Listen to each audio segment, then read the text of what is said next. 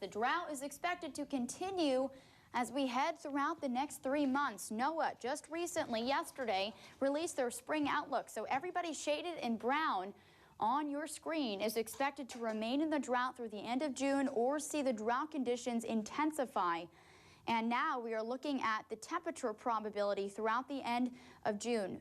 Basically, all those areas shaded in orange and red are expected to have above average temperatures, warmer than normal throughout the next 3 months. And now this is precipitation.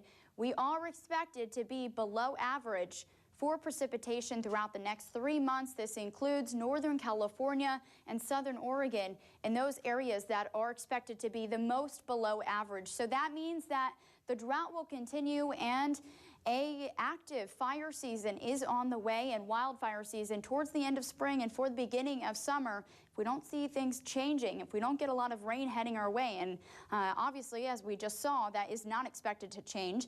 We do have a freeze warning in effect right now because of the weather pattern in place. Cold mornings are ahead. We're seeing it this morning. Temperatures are in the 20s and 30s for the west side. This freeze warning will expire at 9 o'clock. It's also in effect for the Shasta Valley, and we already have a freeze watch in effect for tonight through tomorrow morning. These temperatures are approaching critical values for orchardists and also for other sensitive crops.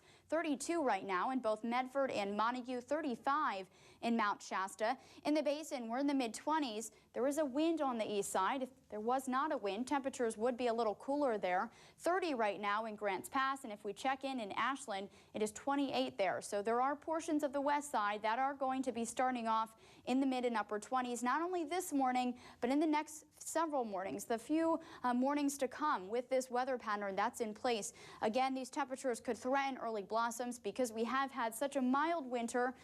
We do have a lot of fruit trees that are blooming early this year. We will have gradually warming afternoons, though, into the weekend. So starting off on the cooler side, but warming up nicely for the afternoons. By Monday, we'll be between 10 and 15 degrees above average for this time in March. We also have some high clouds, but aside from that, it is very dry out there and very inactive. The entire west has high clouds right now. Keeping those high clouds around for today, although this weekend we should see sunny skies. We might have to add them for the weekend, but right now they look to be sunny. Either way, temperatures are going to be mild for the weekend, and beautiful weather is in store for all of us. 62 the high today in Brookings, 56 in Gold Beach. Over Northern California, very similar. A chilly start, but a beautiful afternoon. Mostly sunny skies on the way for you. In the Klamath Basin, very similar. 55 is the high in Klamath Falls. For the higher elevations, a spring-like day ahead. And for your Friday across the Rogue Valley, 63 in both Medford and Grants Pass, 62 in Cave Junction. Here's that 7-day forecast. We have some showers heading our way for Tuesday and Wednesday. Over Northern California, it's the same story. A beautiful weekend with some rain on the way for Tuesday and Wednesday of next week. In the basin, sunny skies for the weekend, increasing clouds for Monday.